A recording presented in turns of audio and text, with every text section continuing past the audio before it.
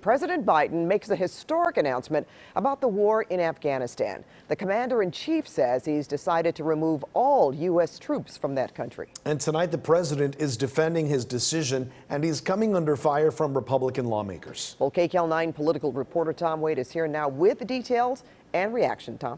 Hi there, Pat. Well, tonight we spoke with a California veteran who served in Afghanistan, who helped care for the bodies of the fallen as they were loaded onto planes. He told us it's time for the war to end, but the intelligence community is warning there could be trouble if American troops are gone. American troops shouldn't be used as a bargaining chip between warring parties and other countries. President Biden, after 20 years of war, making the dramatic announcement. American troops are coming home from Afghanistan by September 11th. It's time to end America's longest war. It's time for American troops to come home. I'm now the fourth United States president to preside over American troop presence in Afghanistan. President Biden stood in the same location to announce the end of the war, the White House Treaty Room, as President George W. Bush did 20 years ago when he announced its beginning.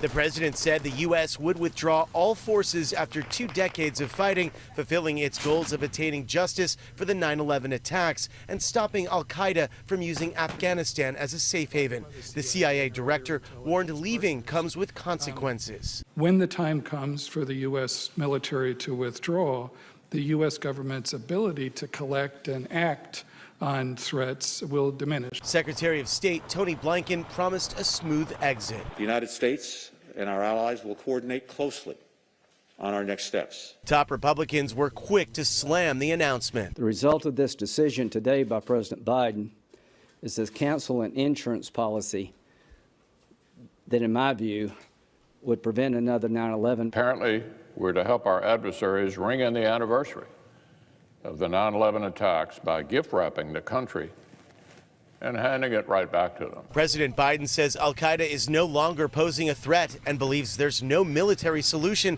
to the problems there. While we'll not stay involved in Afghanistan militarily, our diplomatic and humanitarian work will continue. Here in California, there are, of course, a range of views on the departure. Veteran Justin Loza of Monterey served in the military from 2005 to 2011. In 2009, he was deployed to Kandahar, Afghanistan for just over 6 months while he was in the U.S. Air Force. He supports the president's decision. We've created a situation that can be unstable now when we leave, and it can be a power vacuum.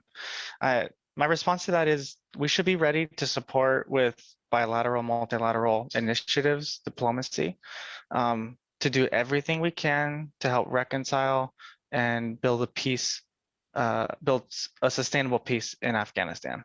Loza believes we spent too many years and lost too many soldiers in the war. I have had friends that have passed away. I remember being on a detail for bringing in the bodies into the plane in Afghanistan. It always happened at night, and I worked the night shift, so sometimes they needed some people to help support that. And, you know, it was really impactful. The U.S. intelligence community just this week explicitly stated that the Afghan government will struggle to hold the Taliban at bay if the coalition withdraws support. President Biden is trying to reassure allies and the Afghan government the U.S. will continue diplomatic and humanitarian support. As part of this major shift, President Biden honored the more than 2,300 troops who were killed in Afghanistan, visiting Arlington National Cemetery, where many are buried. And President Biden has made clear he wants to focus U.S. foreign policy on various threats from China and Russia, along with nuclear ambitions of Iran and North Korea. He said the U.S. would be much more formidable if it fights the battles for the next 20 years, not the last 20. Juan, back to you. All right, Tom, thanks.